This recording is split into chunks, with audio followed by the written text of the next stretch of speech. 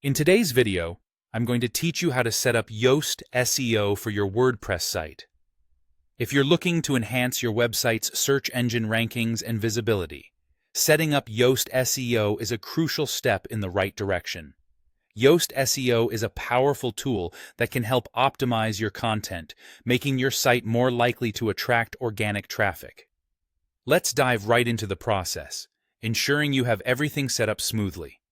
First things first, you'll need to install and activate the Yoast SEO plugin. To do this, head over to your WordPress dashboard. Once you're there, navigate to the Plugins section and click on Add New. In the search bar, type in Yoast SEO. When you see the plugin appear in the results, click Install and then Activate. This step is fairly straightforward, and once completed, you'll notice a new SEO menu item added to your dashboard sidebar. This is where you'll manage all your Yoast settings.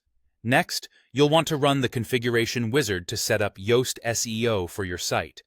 Click on the new SEO menu item and then select General from the drop-down. Here, you'll find the First Time Configuration option. Click on it, then hit the button to start the wizard. This wizard will guide you step by step through the initial setup process. During the wizard, you'll first focus on optimizing your SEO data, which Yoast refers to as indexables. It's essential to make sure that your site is crawlable by search engines effectively. You'll then be asked to define your site as either a personal blog or an organization site.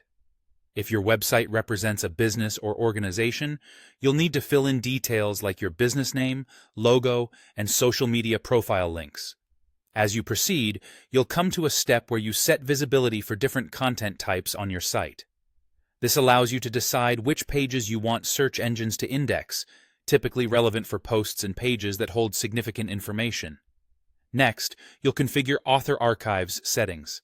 If you have multiple authors, you might want these pages indexed, but if not, it might be better to disable them to avoid duplicate content issues. Finally, Yoast offers the option to enable analytics and tracking features. This part is optional, so you can choose to activate it if you want more insights into your site's performance or skip if you prefer not to. And there you have it. With these steps, you've successfully set up Yoast SEO on your WordPress site. This setup, when done correctly, will lay a solid foundation for your website's optimization process. Remember, enhancing your SEO is a continual journey, and Yoast is an excellent companion along the way. Stay tuned for more tips on getting the most out of your WordPress site.